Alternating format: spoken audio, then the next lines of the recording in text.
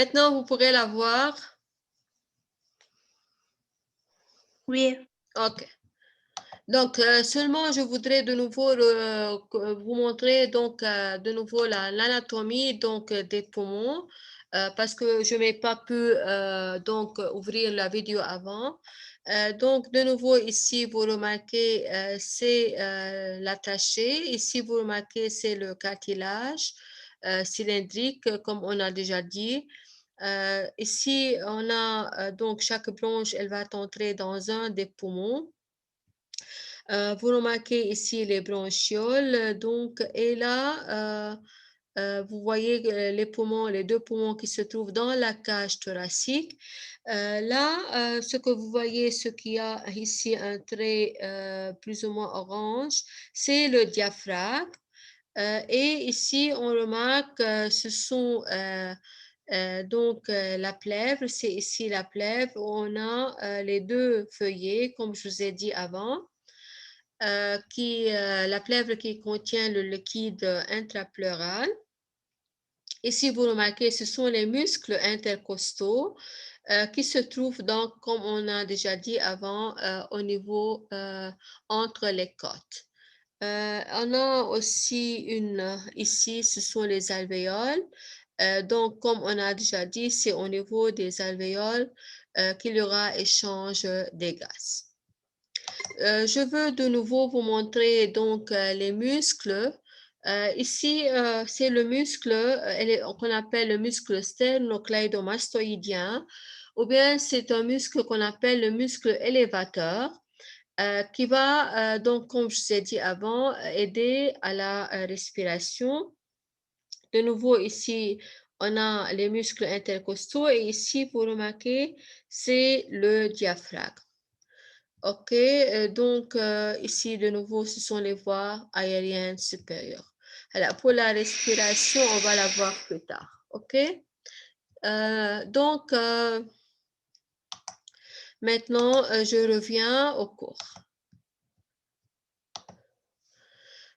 Donc, on est arrivé, comme je vous ai dit, on va parler maintenant de l'inspiration et de l'expiration.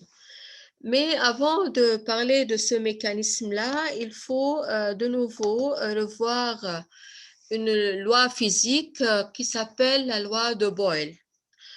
C'est quoi cette loi-là? On sait déjà que dans un contenant fermé, la pression d'un gaz qui se trouve dans ce contenant, il est inversement proportionnel au volume de ce contenant. Ça veut dire que si on a donc deux si on a deux contenants dans ce cas-là, ou bien ça va être deux récipients, donc toujours la pression elle est inversement proportionnelle au volume, ça veut dire que P1 V1 est égal à P2 V2. Donc c'est ce qu'on appelle la loi de Boyle. Ici, donc, dans l'inspiration, lorsqu'on va parler de l'inspiration et de l'expiration, le changement des volumes dans les poumons, il va créer donc un changement dans les pressions, ce qui va créer donc le déplacement d'air d'une zone de haute pression vers une zone de faible pression. OK, à chaque fois qu'il y a changement dans le volume, il y aura donc changement dans la pression. Et ces changements, comme je vous ai dit, ils vont entraîner donc le déplacement d'air selon la loi qu'on a déjà parlé avant, selon l'écoulement de masse, il y a une zone de haute pression vers une zone de faible pression. Maintenant, avant aussi de parler donc on a déjà un chauffe donc l'écoulement de masse donc j'ai parlé de ça les deux récipients donc مثل ما قلنا toujours V1 P1 est égal à V2 P2 jusqu'à que le P1 est égal à P2 et cela doit être à une température constante. Maintenant, avant de parler de mécanisme de l'inspiration et de l'expiration, il faut maintenant citer ou bien nommer les pressions qui vont entrer en jeu dans le mécanisme de l'inspiration et de l'expiration. Je vais donc les écrire ici. Quelles sont ces pressions-là? Je vais commencer avec la première pression. La première pression, on l'appelle la pression atmosphérique. Donc, c'est la pression atmosphérique qui est égale, comme vous savez,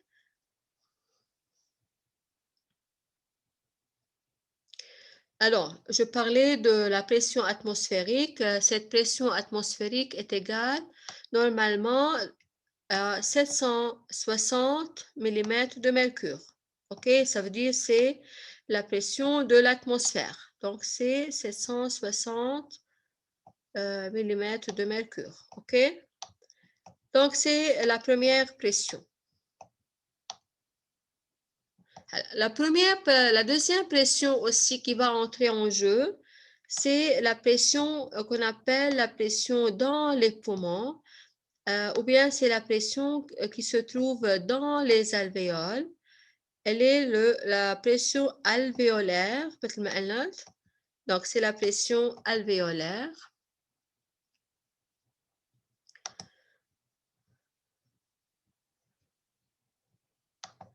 Donc, c'est la pression alvéolaire. Normalement, lors de repos, s'il n'y a ni inspiration ni expiration, cette pression alvéolaire est égale aussi à 760 mm de mercure. Donc, 760 mm de mercure. OK, donc c'est la pression qui se trouve dans les poumons.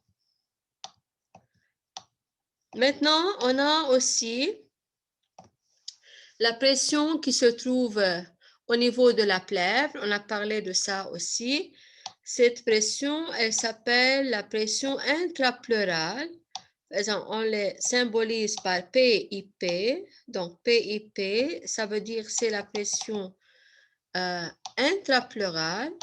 Et cette pression, normalement, elle est égale à 756 mm de mercure. Donc, elle est égale à 756 mm de mercure. OK?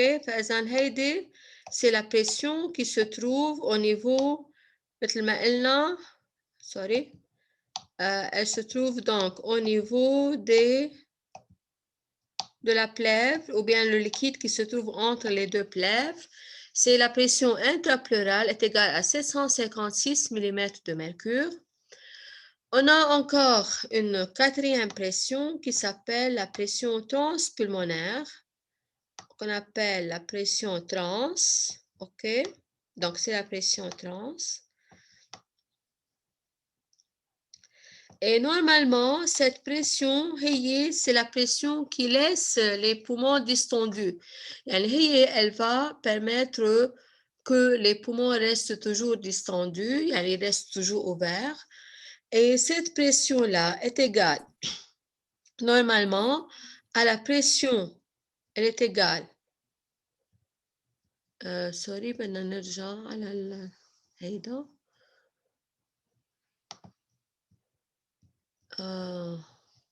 OK. بس il faut de nouveau. ما في.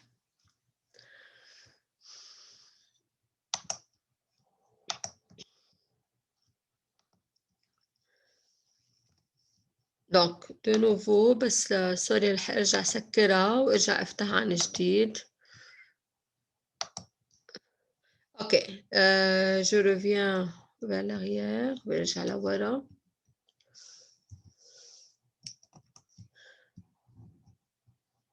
سكرها، نرجع لورا. ما بدها ترجع. اوكي، ما بدها ترجع. اوكي سوري هون.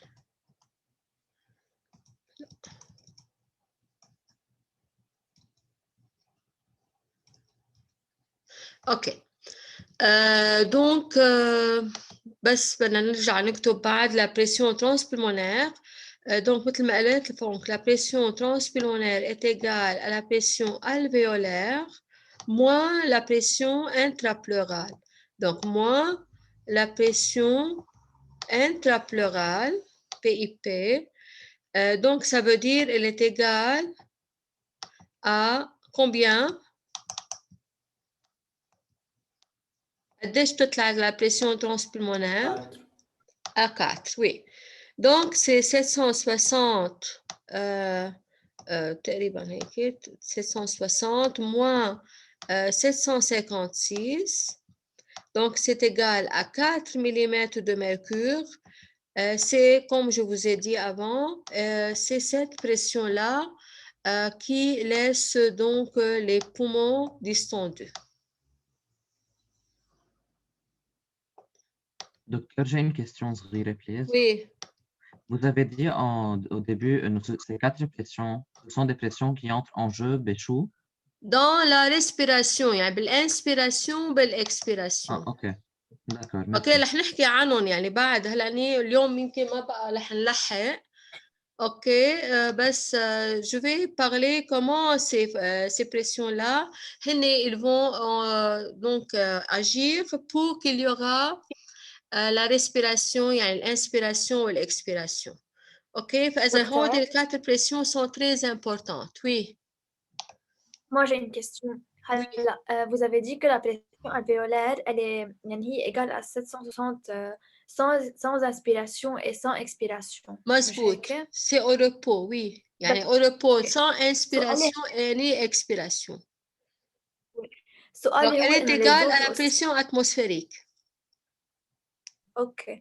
بس les autres pressions aussi, ils restent constantes أو كمان ils varient. كمان سي على يعني au repos يعني هو كلهم اللي عم نشوفهم هون sont au repos. اوكي كل هودي sont au repos يعني ني inspiration ني expiration. اوكي يعني البريسيون انترابلورال elle varie وقت يكون في inspiration Bien sûr elle va varier هلا بنشوف قديش بتصير. اوكي donc فإذا برجع بذكر هود les 4 pressions sont très importantes pour qu'il y aura l'inspiration et l'expiration.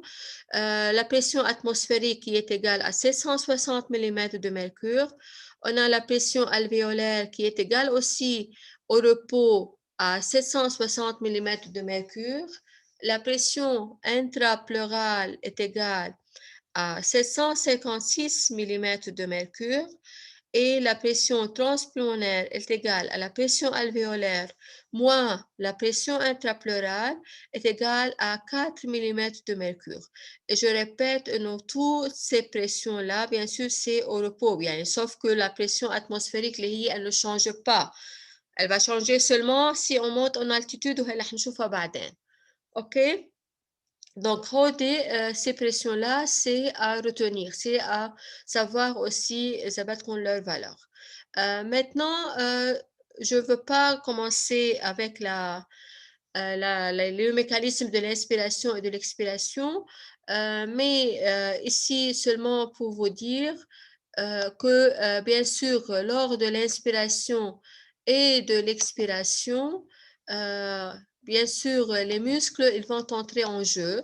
Alors, les muscles qui vont entrer en jeu, de nouveau le diaphragme, les muscles intercostaux avec le muscle élévateur samainé, l'élévateur du cou, ou bien le muscle sternocleidomastoïdien. OK? Demain, donc, on va commencer à parler de mécanismes de l'inspiration et de l'expiration. Vous avez des questions avant de terminer cette séance? Est-ce que quelqu'un a des questions? Non, je pense OK, pas de questions. Donc, on se revoit demain, donc à 9h. OK? Merci. Merci, OK, docteur. bye. Merci, docteur. Bye.